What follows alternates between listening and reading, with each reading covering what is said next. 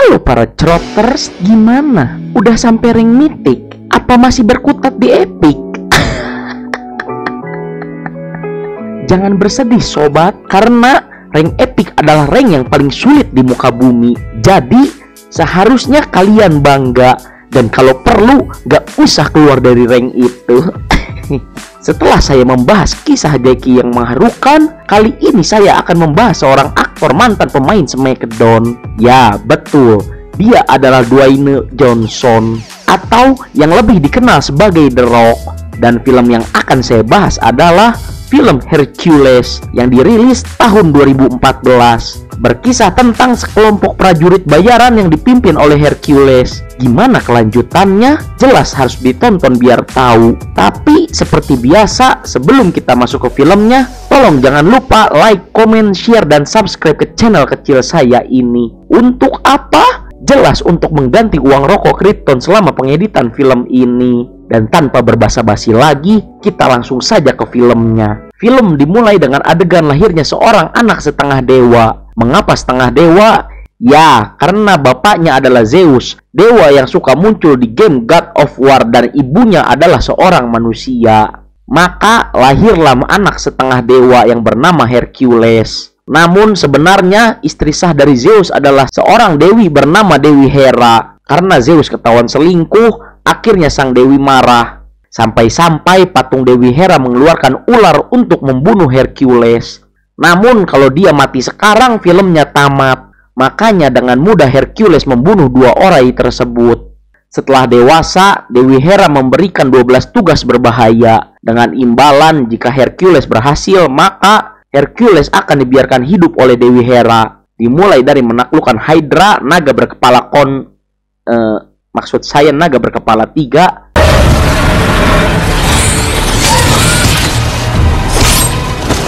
Lalu singa Nemean yang berkulit keras.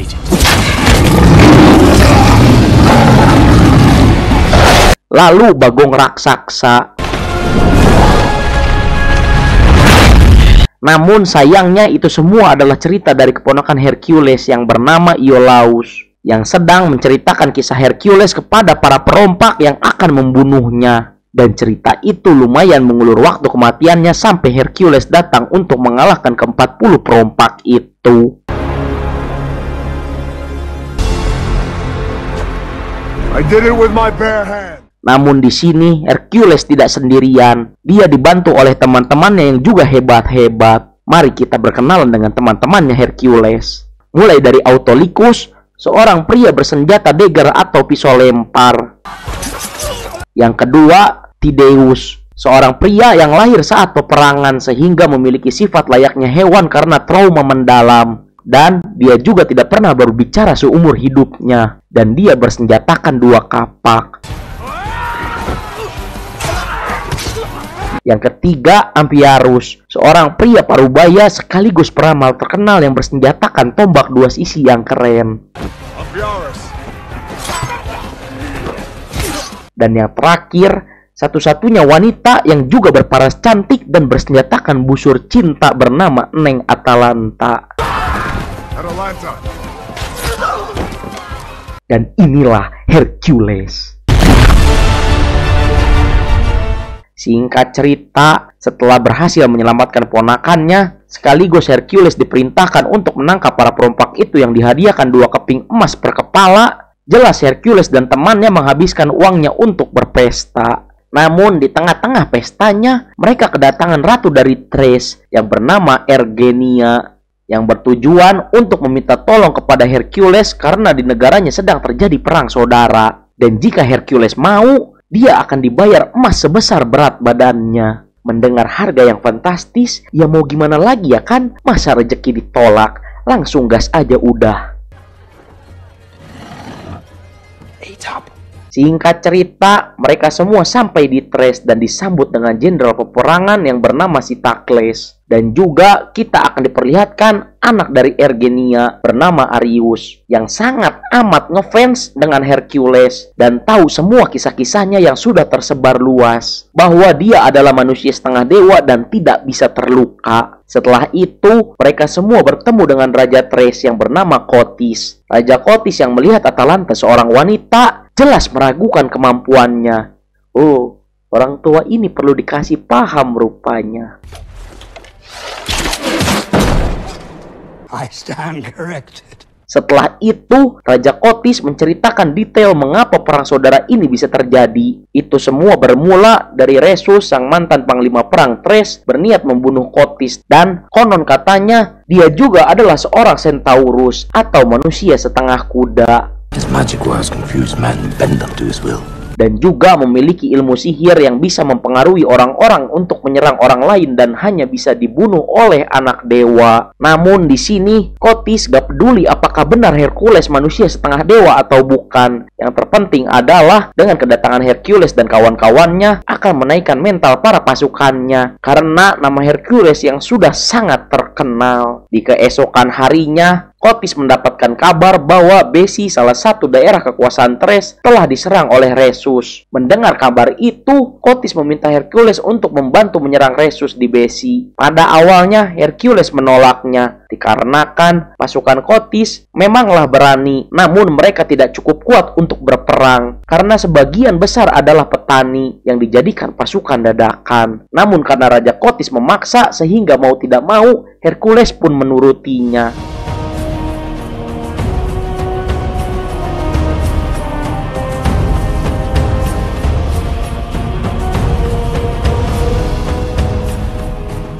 Singkat cerita, setelah menempuh perjalanan yang panjang, Hercules dan yang lainnya sampai di Besi. Namun ketika sampai di sana, mereka sudah terlambat. Karena Besi telah hancur lebur dan banyak sekali mayat-mayat yang bergelimpangan. Namun saat dicek, tiba-tiba rupanya mereka semua sudah masuk ke dalam perangkap yang membuat Hercules langsung menyuruh semua pasukan untuk membentuk barikade pertahanan. Namun sesaat sebelum berperang, di sini jagoan dari geng ijo menantang duel Hercules. Namun dengan sekali pukulan, dia langsung terjerembab. Halah, teriak doang gede. Hercules! Hercules! Hercules! Hercules! Setelah itu, perang sesungguhnya baru dimulai.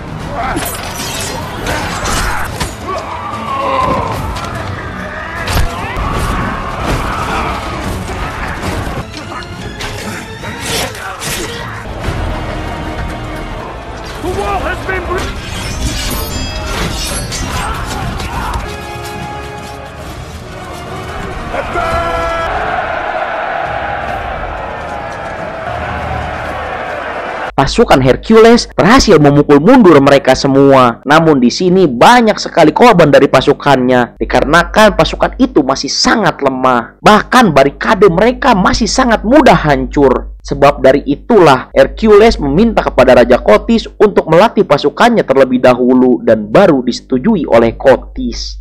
Pada malam harinya, Ergenia datang untuk membantu mengobati para pasukan yang luka, dikarenakan para tabib di sana sudah banyak yang tewas akibat peperangan. Dan terlihat juga di sana Ergenia mengobati Hercules. Ternyata Hercules juga sama aja dengan pasukan lainnya yang bisa terluka dengan pedang dan cinta. Awalnya Hercules menolak pengobatan itu, namun Ergenia mengatakan bahwa Hercules sama saja seperti mendiang suaminya yang tidak percaya dengan pengobatan. Lalu Ergenia berkata, "Atos ulah lo begaya, engal ye obatna ameh tere sembuh," gitu. Setelah itu, Ergenia menanyakan apakah Hercules memiliki seorang anak. Disinilah Hercules hanya diam dan mengusir Ergenia.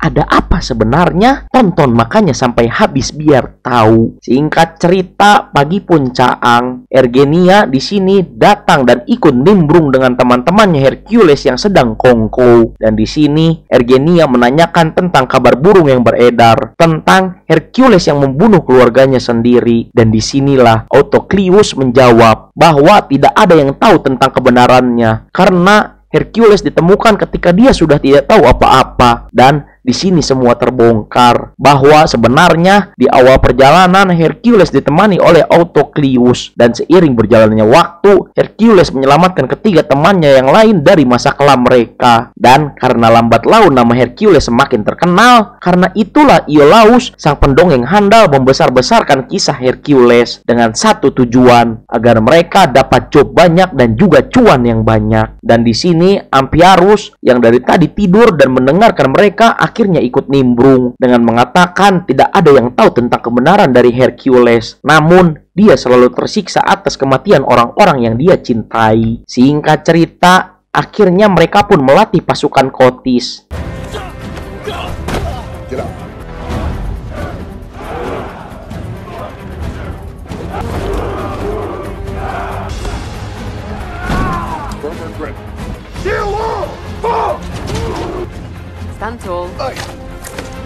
Excellent.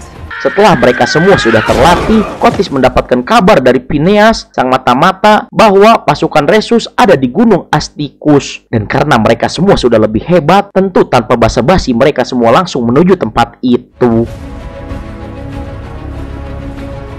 Namun ketika sampai di sana, pasukan Rhesus sudah tidak ada. Yang pada faktanya, pasukan Rhesus ternyata sudah siap berperang. Dan di sini juga semua terbongkar bahwa Centaurus hanyalah dongeng belaka. Dan juga Phineas adalah seorang pengkhianat, sehingga perang pun terjadi.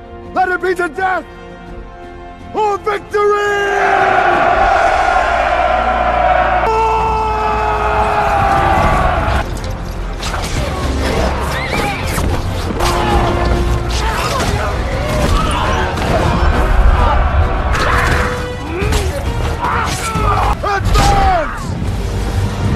Setelah berhasil memukul mundur pasukan Rhesus, di sini Rhesus tetap tidak mau mundur, sehingga dia menantang Hercules untuk berduel. Oh, macem-macem. Kasih paham, Mang. Setelah memenangi pertempuran, akhirnya Rhesus, Phineas, dan segelintir pasukan lainnya dibawa ke Thrace. Dan di sini Rhesus mengatakan hal yang mencengangkan. Dia berkata kepada Hercules bahwa dia berada di pihak yang salah, dan yang membakar besi bukanlah Rhesus melainkan Kotis. Singkat cerita, pada malam harinya Hercules kepikiran omongan dari Rhesus dan akhirnya menanyakan pada Ergenia, dan terkuaklah sebuah fakta bahwasanya adalah Kotislah dalang dari peperangan ini. Pada awalnya suami Ergenia lah raja yang sah, namun dia diracuni oleh Kotis, dan Ergenia dipaksa oleh Kotis untuk mengelabui Hercules dengan ancaman anaknya akan dibunuh jika dia menolak. Hercules yang mendengar itu tentu sangat amat marah. Dia langsung menghampiri Kotis. Dan di sini Kotis yang sudah terbongkar kedok busuknya malah menawarkan Hercules untuk menjadi panglima perangnya. Namun karena Hercules tidak bersedia dan ingin hidup bebas, dia pun menolak. Kotis yang mendapat penolakan dari Hercules langsung membayarnya dan mengusirnya. Hercules yang tidak mau ada korban lagi yang tidak bersalah akhirnya memutuskan untuk membunuh Kotis. Rencana itu disetujui oleh teman-temannya, namun tidak dengan Autoclius, yang lebih memilih pergi dengan emasnya daripada melawan satu kerajaan dengan hanya 5 orang saja. Dan Hercules pun tidak mempermasalahkannya. Live like a king, my friend. Namun saat ingin melancarkan serangan, mereka sudah terkepung oleh pasukan Thrace, dikarenakan si Thakles mendengar pembicaraannya dengan Ergenia, yang pada akhirnya Hercules beserta teman-temannya termasuk Ergenia dan Arius ditahan.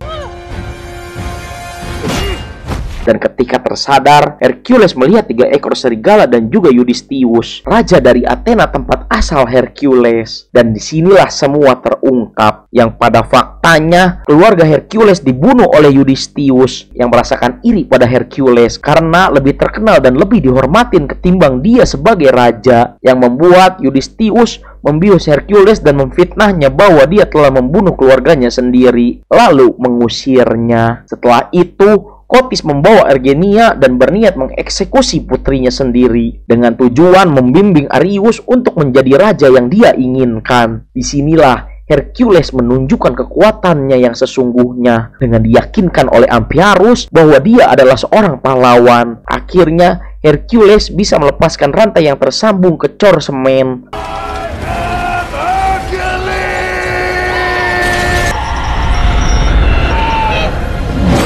Dan itu sangat mendewakan. Dan Hercules pun langsung melawan 3 serigala itu yang tentu saja sangat mudah. Orang kuda aja diterbangin sama dia. Setelah bebas, akhirnya mereka pun melancarkan serangannya. Hercules yang melihat Amphiaraus telah pasrah dengan takdirnya karena dia meramal dirinya akan mati dalam seminggu, malah menggagalkan takdir itu. Setelah itu, Hercules mengejar Eurystheus dan gak pakai banyak cocot, dia langsung membunuhnya. Ask my family for forgiveness. Namun Hercules dikejutkan dengan pecut dari si Thakles, tapi dia diselamatkan oleh Iolaus. Akhirnya nih orang gak jadi beban tim doang. Well done, warrior. Di saat mereka keluar untuk menyelamatkan Arius, ternyata mereka sudah dikepung dan tiba-tiba ya, Autoclius datang untuk membantu mereka. Tydeus yang melihat Arius lari berusaha melindunginya dan langsung membabi buta menyerang pasukan itu. Namun naasnya dia sekaratul maut karena banyak sekali panah yang menancap di badannya. Hercules yang melihat itu langsung membawa Tydeus ke atas dan pasukan musuh dihalangi oleh api asmara yang membara. Sebelum Tydeus tewas, akhirnya dia berbicara dengan menyebut nama Hercules. Melihat pasukan yang sudah mulai merangsek naik, akhirnya Hercules berusaha menjatuhkan patung Hera yang sangat amat besar, yang berujung diciumnya Kotis dengan kepala patung Hera.